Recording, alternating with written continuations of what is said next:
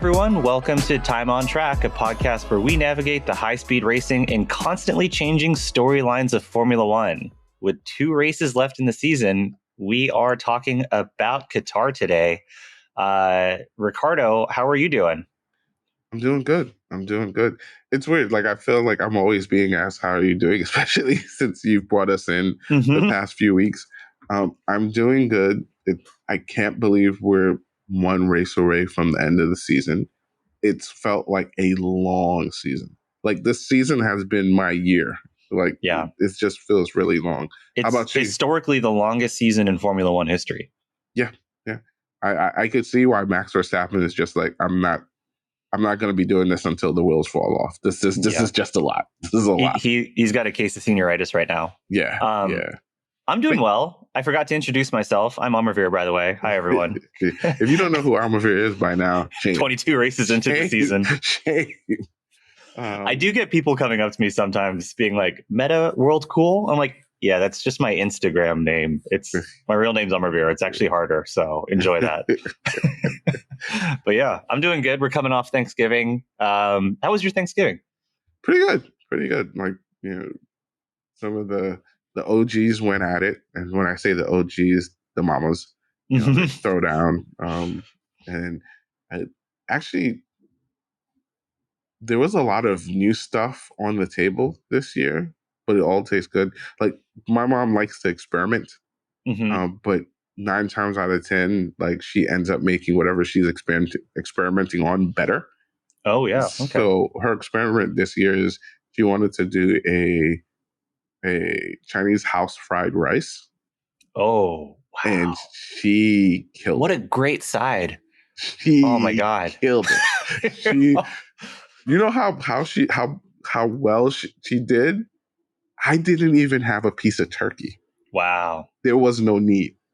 That's how good it was. Incredible side. I might have to steal that for next year. Okay. That's how good it was. Like I cut the turkey. I served turkey to other people, but I took no parts in actual turkey that day. Like, it was just the house fried rice was the centerpiece. That's amazing. And no, wow. she threw down. Fried rice on Thanksgiving. I love it. Yeah, she threw down. She found the recipe somewhere. She added her twist to it.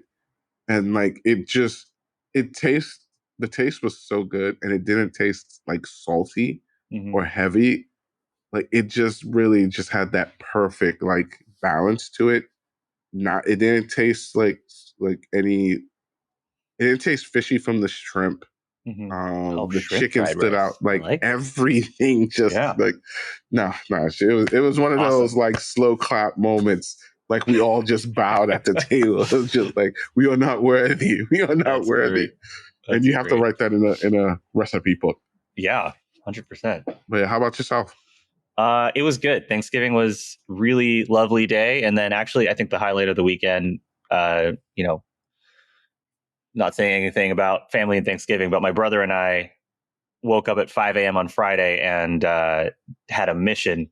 We drove out to Mammoth Mountain, which is the local ski mountain here in the Sierra Nevadas, where they had gotten, I think, 7 or 8 feet of snow the prior 4 days before. And so we had 2 amazing days of skiing in November, which I've actually missed the last 2 ski seasons. So I was very happy to do that. Had a lot of fun. Mm-hmm. I brought out the Explorer, the Polar Dial Explorer, because, when you're in the winter wonderland, you got to have the Polar Dial out actually exploring. So that was pretty good. Very nice. That's cool. Yeah, I saw videos of you driving in the snow. I'm like, where is this guy going? And I was just like, okay. Oh yeah, we had some fun. And my brother, maybe 3 months ago, picked up the brand new Toyota Land Cruiser, which is kind of like a retro build style. And yeah, that thing is pretty fun to drive. It's a pretty good ski truck. Very, very much enjoying it. Nice. Okay, you mentioned the Explorer. What are you wearing today, my friend? I am wearing my Raven that I picked up a couple months ago this summer when I went to New York to visit you guys. Yeah, looks good. It looks good. I'm really enjoying this watch. It's the build quality by Raven is not surprisingly very high. It's a really awesome watch, and I just put it on a leather NATO or leather strap, and it it balances out because it's a chunky boy as a watch, and the leather NATO kind of gives more, I guess, like substance and heft compared to like a regular like nylon. So balances out really well. I really like it. So that's what I'm wearing. What about you? I am wearing my Bamford chronograph. Oh, the Bamford's been popping up a few times. Yeah, I don't know. I just like a good watch that like was kind of made for the people. Like I feel like this, it's the carbon, it's like the whole look. It's a lot. There are a lot of like brands that kind of do this that like just make not so much brands. There are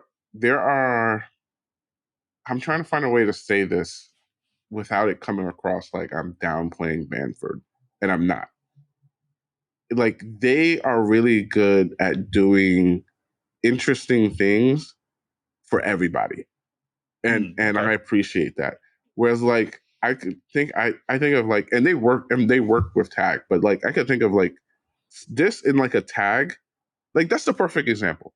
They would do something like that with tag and it would be X amount of dollars. But then they also do something like this with their name on it, and it's like a fraction of that. Oh, I gotcha. And it's yes, they don't look the same, but like to have like a mono pusher chronograph with date, like that's carbon fiber, like on a nice rubber strap, like with a brand that larger brands trust to play around with their designs. Like it for me, that's just cool. Like that's just cool. Like I love just wearing this out and about. Yeah. And like every once in a while, just getting a question like, "What is that?" I'm like, "Oh yeah, it's a Bamford." Like, huh? Yeah, you don't really see Bamfords around too often. Even like the Bamford by Tag or Bamford by Rolex or whatever, like you don't see them that often. That's really cool, and it seems like it must wear pretty well because you put that one on a lot. Yeah. I switch it up a lot, like on different straps. But then I recently just put it back on the rubber strap that it came on. It has straight lugs, which I find like really helps with like just picking out different straps. Like with curved lugs, sometimes the look, depending on the strap, just doesn't look. But like with these, like just straight, like any rubber strap, any nice looking 2-piece strap, like it lines up and it's seamless. Yeah, they're and straight lugs and they look pretty short too. So yeah, everything's clean there. No, yeah, really like it. Nice.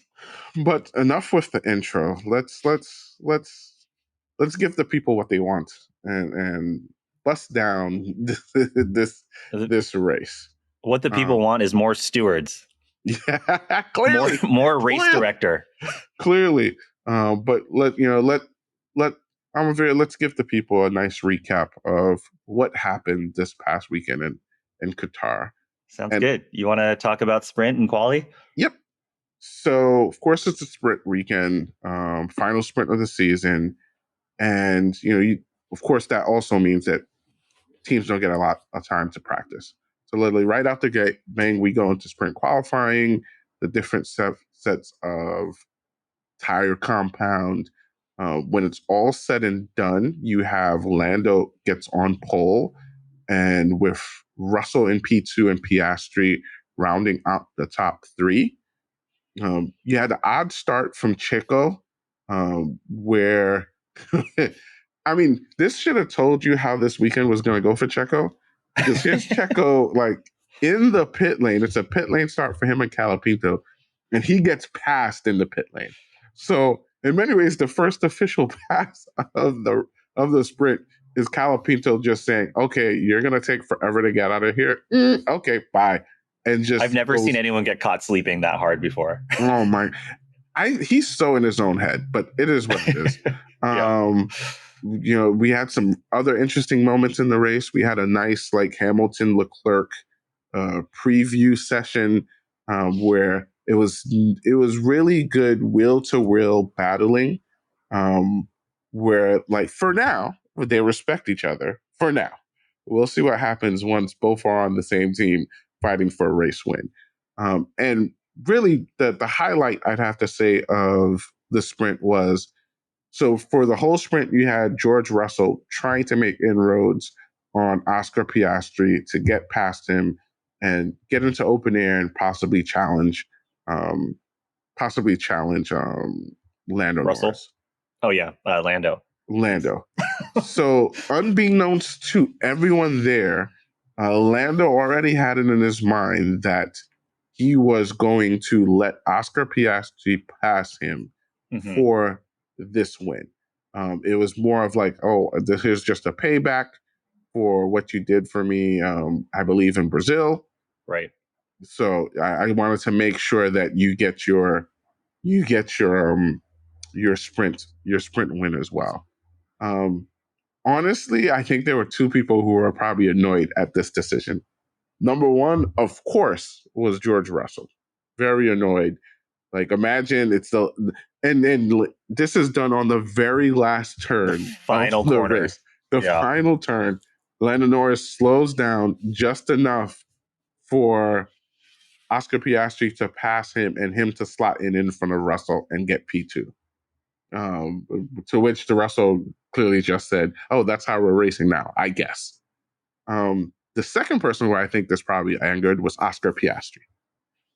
And the reason I say that is this is one of those things where, like, you have an upper statesman who I would consider Lando Norris basically just saying, "Oh, here you go. Here you go. This is for you." Right at the end. You didn't ask for it. You didn't want it. Well, you probably wanted it, but you wanted it on merit. But many people saw this as, oh, Lando is being nice. I saw this as Lando making a statement. I saw this as Lando just saying, don't forget, like, because most of this race, Lando was saving Oscar Piastri from being passed by Russell. He had basically a little DRS tether on him the whole time. Laying back a little bit, letting him get DRS. Basically, this whole race. Yeah. And they were talking about it on the radio a lot. Yep. And I think Lando, somewhere in his mind, he's just like, okay, here you go. Like, thank you for what you did for me a little while back, but I didn't really, like, need it. Yes, he needed it in that time, but it was like more of a statement in terms of, like, don't take that to mean that, oh, you're this much better than me and I need you to get to where I need to go. Like, here's just a little, you see, here's a little, no, that's not the case. Let's bring that down, young man. And because that's the vibe I got for it. Maybe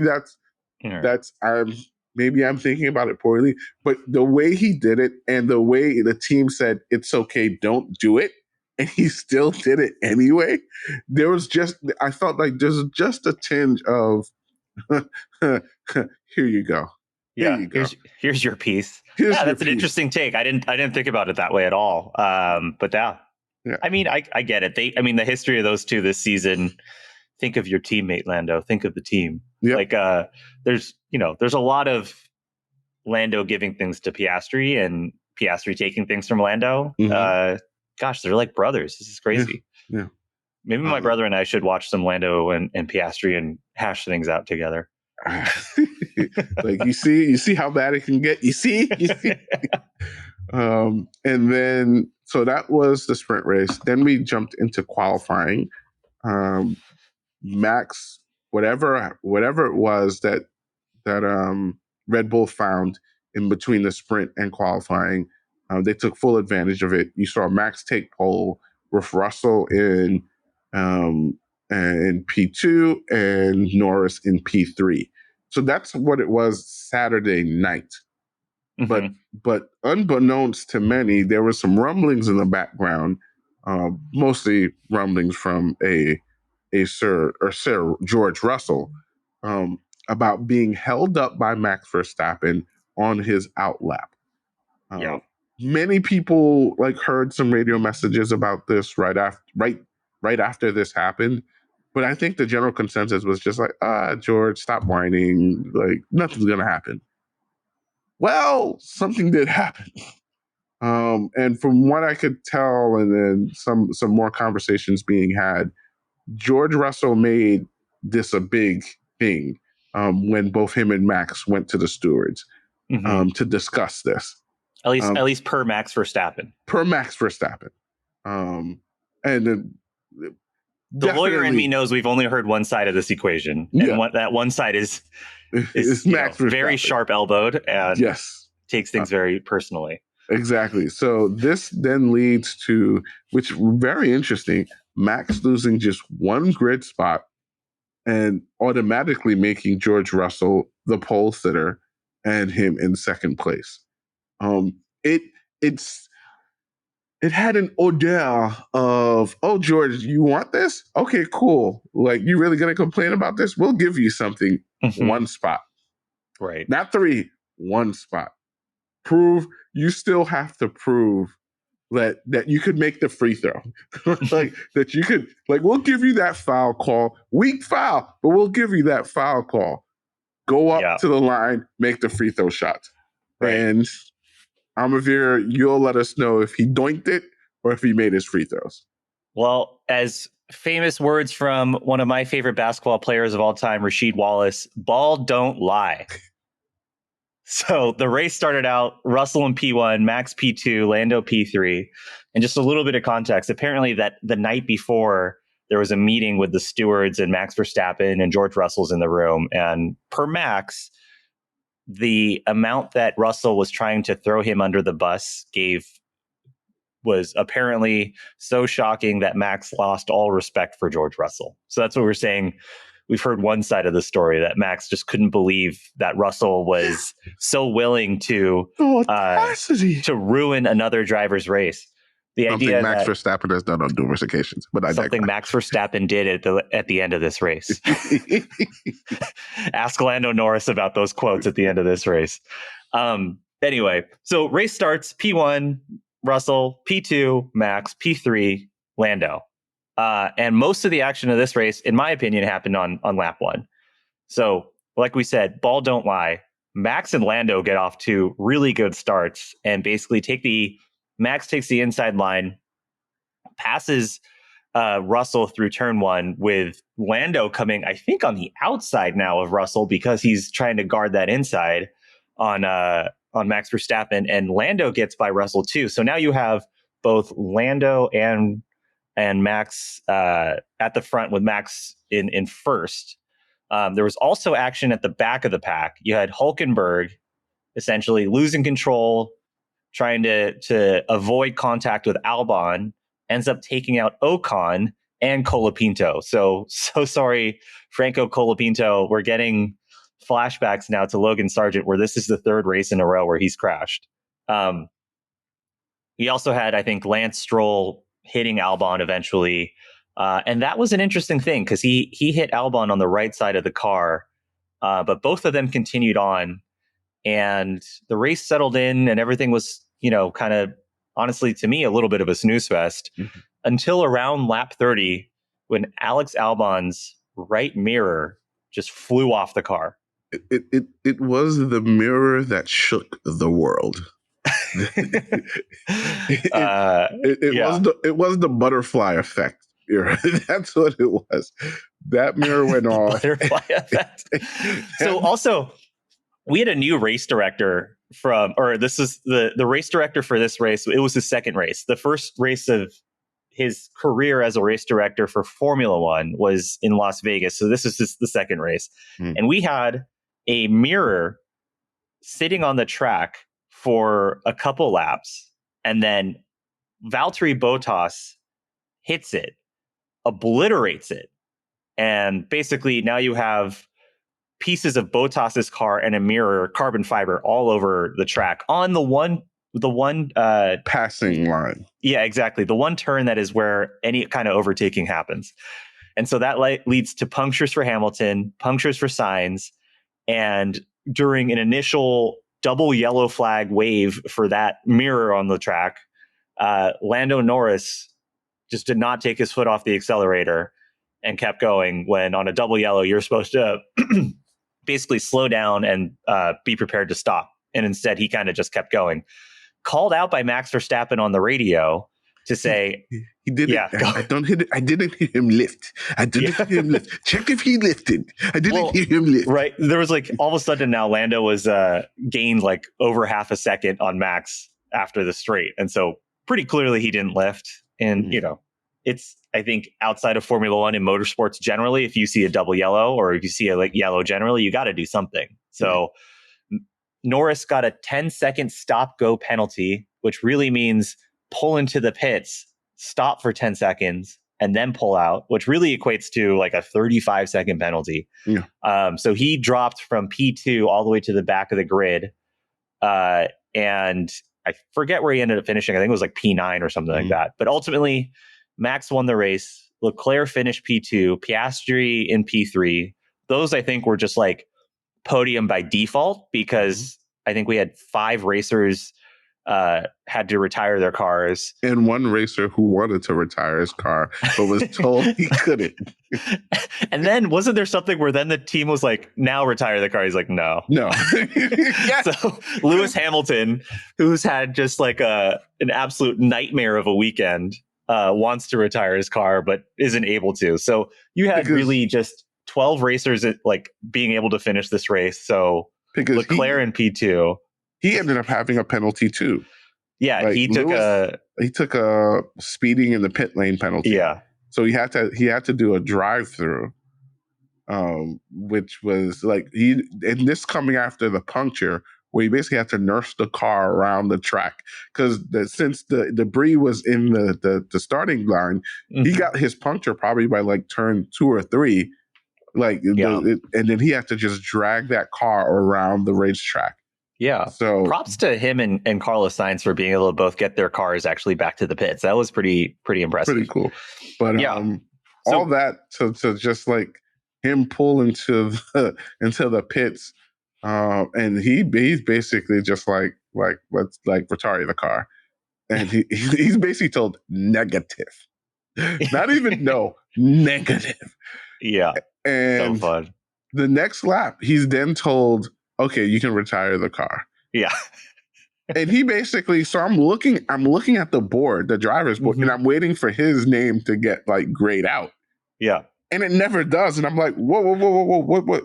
And all of a sudden I start making gains on Liam Lawson, gains on Tsunoda. I'm like, what is going on here? Wasn't he supposed to retire the car? Lo and behold, he decides not to retire the car. He brings that thing home in P11? P12. Yeah. But yeah. Bottas in P11, Hamilton in P12. And yeah, like you said, Leclerc finished P2, Piastri in P3. It was almost like by default. We had some fun race results though, because we had Pierre Gasly in P5. So Alpine getting their points for one of their guys from the driver that they want to finish the season. Consistently. I add. Consistently. Pierre's been on a tear. We'll talk about this later, but driver of the day, Zhou Guanyu, finishing P8, putting points on the board for Stake Sauber, a team that hasn't scored a point all season. So that is amazing. We had an interesting storyline going into this race is the Constructors Championship, and this was McLaren's chance to lock it up. They failed to. I hope they lose it. I really do. I want them to lose it. I'm wearing my Ferrari hat today. I'm looking for something to root for in the rest of the season, and I want Ferrari to take this. Listen, if we come into next week's episode and they lose it, I the joy on my face will be like it'll be palpable through your listening, through your radio. And the main reason I want them to lose him, and we've talked about this on numerous occasions, the audacity of them earlier this year to think that with the opportunities they had, they would have plenty of opportunities left. Now to see them at a point where not only have they lost the Drivers' Championship, but to see them possibly lose lose the constructor as well. Yeah. Especially when they said, we were focused on the constructors anyway. That's, it's so please. Constructors is still on the line, which is exciting. Yeah. I wanted to make some kind of man in the mirror joke about the race director here, like the Michael Jackson song. I can't figure it out. Someone come up with one. But basically that race director, it's like in baseball or basketball. You shouldn't know the ump. You shouldn't know the referee's name. Yeah. If they're doing their job right, like you shouldn't hear from them. You shouldn't know what's going on. The only time you should hear their name is when they're retiring and they're doing a celebration for them. That's the only time. Yeah. But so that's the race. I'm sure if you follow F1 and don't listen to more than just our podcast, you've probably heard a million things talking about Lando's grid penalty and stop and go and all that stuff. I think we want to talk about some other fun stuff that came out of this race. Yeah. Do you want to talk about senioritis for some of these drivers and how this is looking? This was, how TNT has the Gone Fishing? Yes. I love it. This was like the Gone Fishing like race for a couple of drivers. Yes. First driver on this list who I think is mentally taking a vacation is Lewis Hamilton. Mm-hmm. That man is so done. So, and when I say done, I'm not saying he's done and he has no skill and he can't be a good racing driver. I think Las Vegas told us when given a good car, this man still has the talent. Mm-hmm. But he is just so done with Mercedes. So done. Like, I think there are like so many pictures out there of him looking longly at like the Ferrari. like it's like he's so close to escaping. And here's the thing. Yes, he's close, but then he has like this whole, from what I've heard, he has this whole like celebration tour that Mercedes has kind of planned for him the last like race. after the last race. So like he's gonna smile and grit his teeth for probably another month or so before he finally gets to take off that Mercedes uniform, white suit, which was pretty nice, by the way. And just be able to turn the chapter on his life because he's just so done. Like this race, everything bad that could have happened. He had the puncture. He had the radio message of the century where he's just like, how far off we've paced. And they're like, oh, Max is doing like a 125 or a 124. And like, we're doing a 125. He's like, is the car broken? Yeah. It was the trifecta. It was a puncture, a penalty, and lack of performance. All three. Wow. PPP. He had all three in this race. And I felt for him. Like just hearing him on the radio just sounds so defeated. Mm-hmm. And like some people would say, he's just whining. But imagine you spent a large portion of your life with one team, and here you are coming to the finish line of that time. And it may be some of the worst like racing and time that you've had in your whole career. Yeah. Like not even ending on a high low. I hope he pulls something out of the bag on Abu Dhabi. Like I'd love for him to just be put him on the podium. Like I don't care what it is, 3, 2. If he gets first, I might just pass out. Just something to give this man a good send off. Like set up the car so that it can only survive for a race. I have to remind myself this too. It almost seems like he's retiring. Yes. Like this is his last race. Yes. But he's not. He's going to Ferrari. And so honestly, it's like I don't think this is going to have any kind of, this is not going to be a spot on his resume or his legacy. I'm excited for him to go to Ferrari and do some good things. This is like, you saw this in Miami. You saw this in his second run in Cleveland. When LeBron was out, he was done. He was ready to move on to the next thing. Yeah. And I think Lewis is just stick a fork in him. He's done. Wow. He's done with Mercedes. He's won his 7 titles with Mercedes. He's ready to go. Yeah. 6. Sorry. Is it 6? I don't know. Yeah. Can you bring me back to Abu Dhabi? No, it's didn't 6, he win that one with McLaren. Right. Okay. Yeah. Yeah. Yeah. Okay. Yeah, he's given them. I think he's given them 7 constructors titles, and he's got 6 drivers. Yeah, they did win constructors that year in Abu Dhabi 2021, which fun throwback.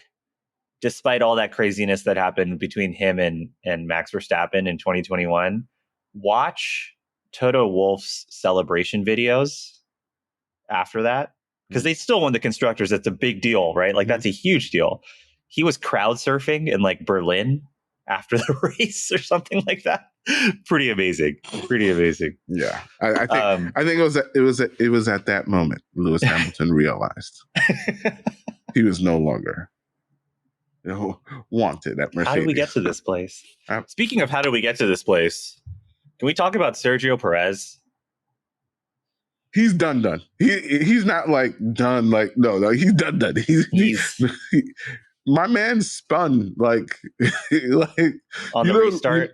Like how they talk about in football, you see those no contact injuries where like you're just looking at the replay and you're like, what happened? Like, the man just falls down. He had a no contact spin.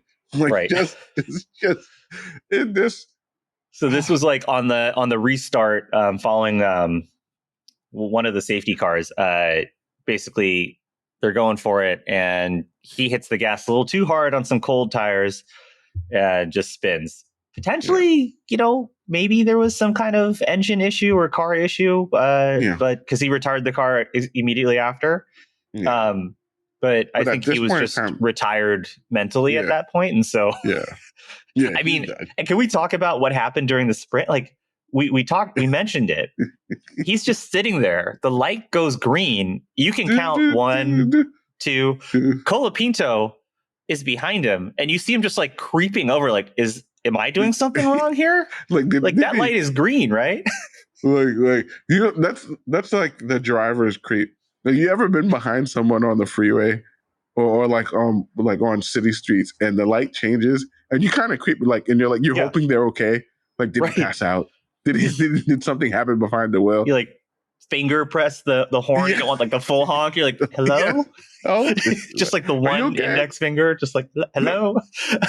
Yeah, that was crazy. Like, talk about, I mean, Checo's done some ridiculous stuff this year.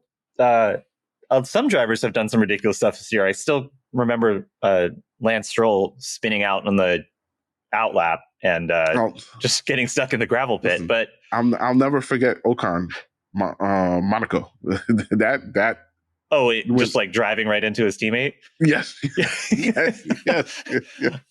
Which then leads us to the other kind of done. This is basically done 3 ways. Yeah, done with the team, done just skill wise, and then here's another done by the team. Yeah, we're getting basically reports. I think confirmed reports that Ocon will not even be at the last race. Like, right, him and Alpine are separated. They are done. They are officially done. And there was he was mentioning that kind of throughout the weekend when people were asking about his pace and performance. He's like, ask the team. Basically, like, I'm done with these guys. They're done with me. We're all ready to move on. Yeah. While Pierre Gasly is over there living his best life. I mean, that's got to be hard because if you know the history of these two drivers, growing up, they didn't have the best relation. They did have a good relationship, and then it apparently just like fell through. And being on the same team and having Gasly getting P5 probably doesn't feel great for him, knowing that he's not even racing next year. So yeah, Ocon, he's done. He's ready for next season. Yep. He's ready to move on. So is Alpine. Yeah. And then, so those were the 3 dones. Yeah. But I mean, you mentioned it earlier. One driver that like is about to get a lot of love from us. Oh yeah. Is Zhou Guan Yu. Zhou Guan Yu. Man, that guy had a freaking weekend. Made it into Q2. Amazing. Good job for this Sauber team. That's impressive. And then kind of just held his race. Like where I was joking about Leclerc and Piastri taking podium by default just because of people dropping out in penalties and whatnot. Joe raced hard and ended up in P8, got driver of the day.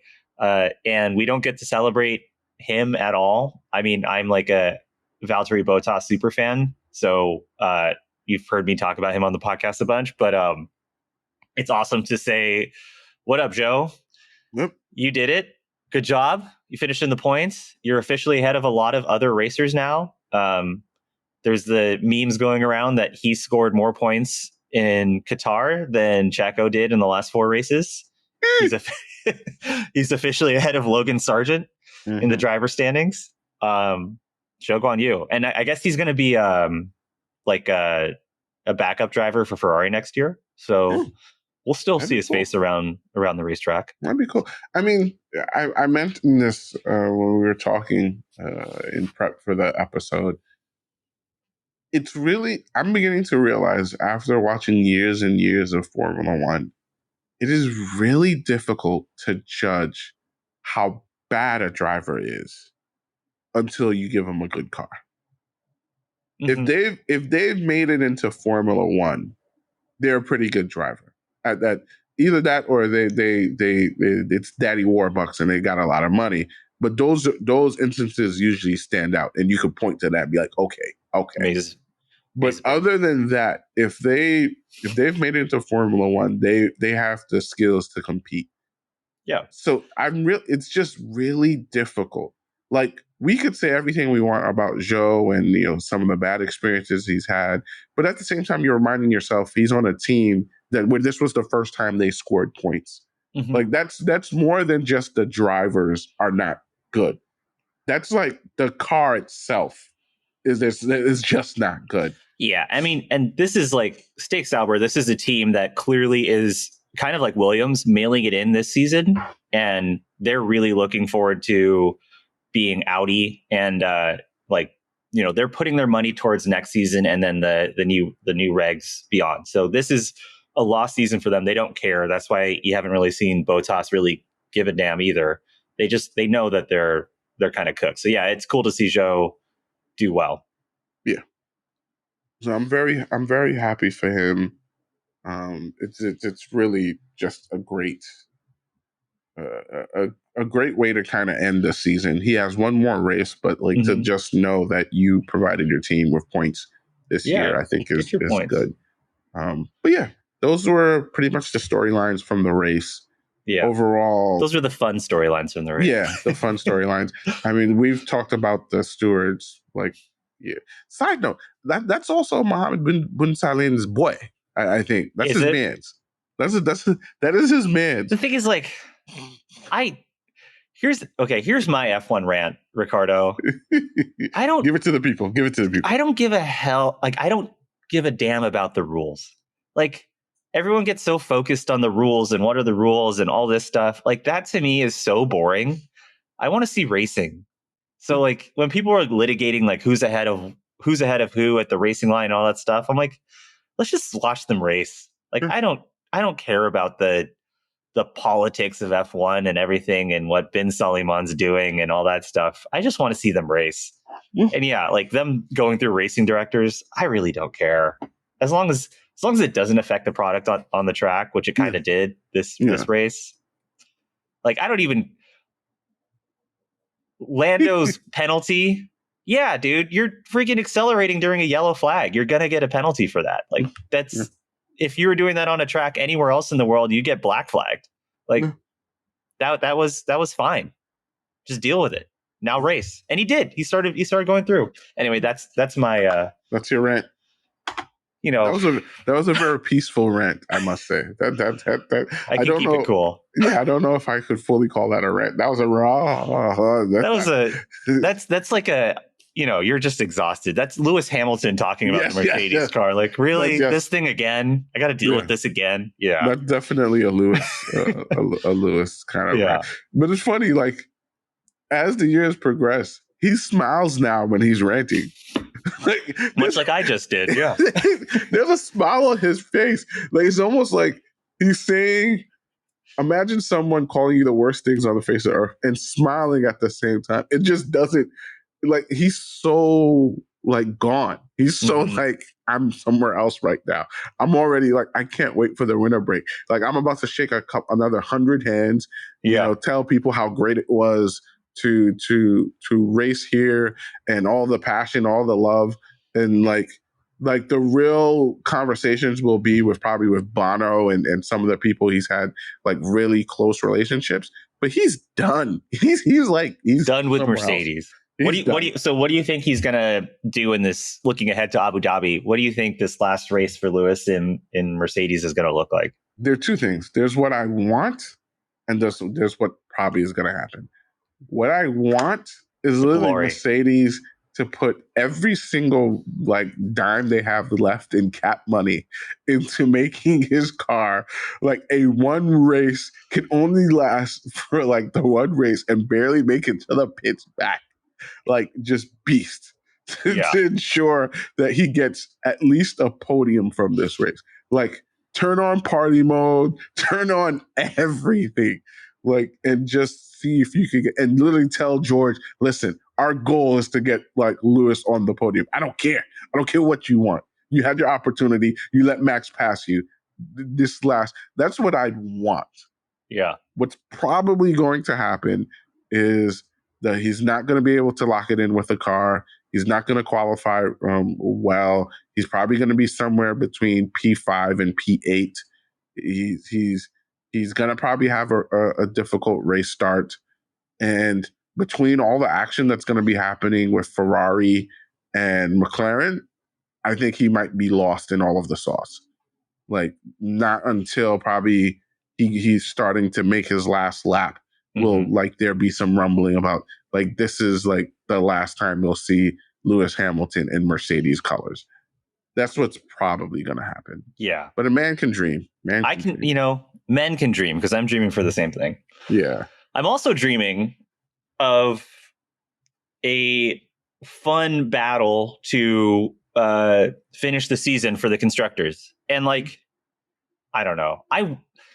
McLaren, what a storybook season for them. I mean, it's been crazy, but I just know the Tifosi.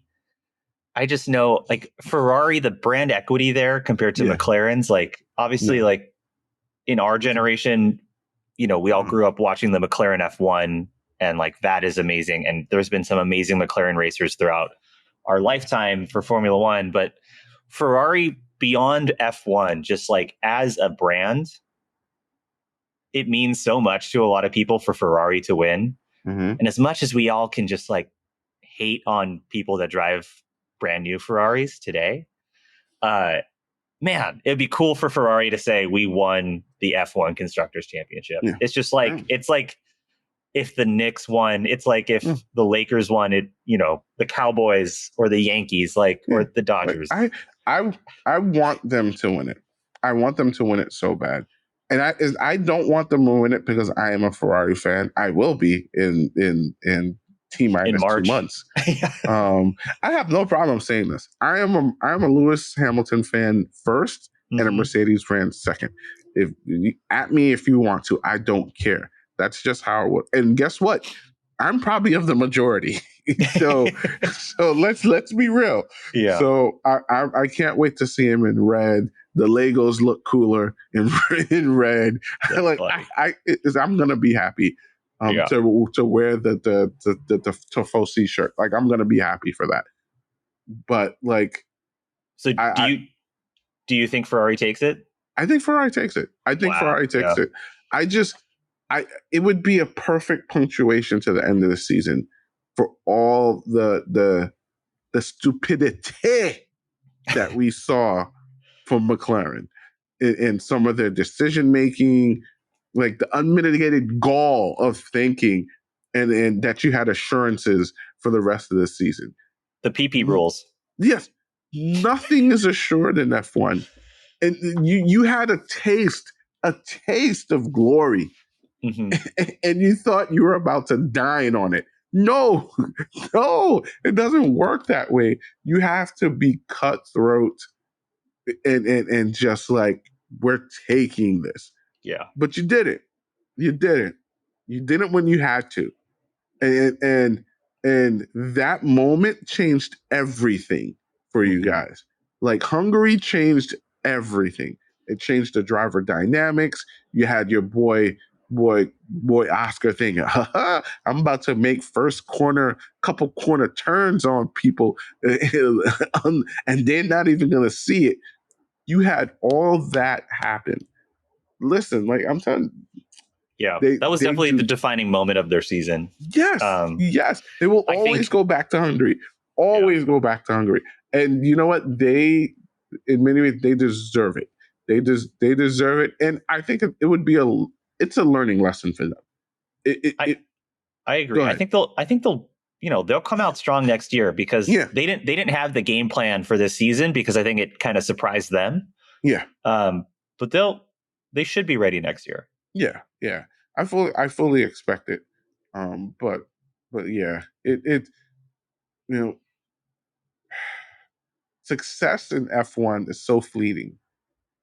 Like, especially in these days where there seems to be more parity.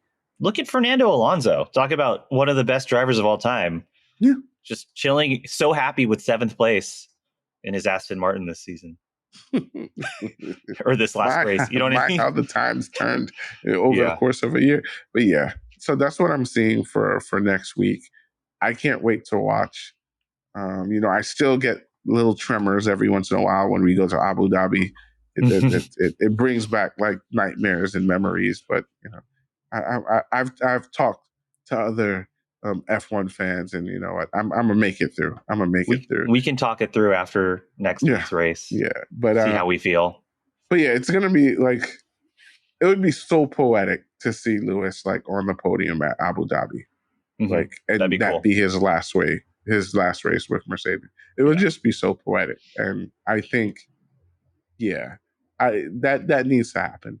That needs to happen. Please, F1 gods, make that happen. And on that prayer to the F1 gods, I'd say we probably should look forward to Abu Dhabi. Yep. And the end of this F1 season should be interesting. Yeah. Once again, everyone, thank you for tuning in to today's episode. I am Ricardo Sime. You can catch me on Instagram as Ready, Set, Watch. My co-host, Amar Veer, you can catch him on Instagram as Meta World Cool. Yep. Any comments, suggestions, questions that you guys have for us, definitely just message us. Get in the DMs. To our significant others, we are just talking about F1, not that get in the DMs. But yeah, no, I can't wait for Abu Dhabi. I'll catch you next week. All right, I'll see you then.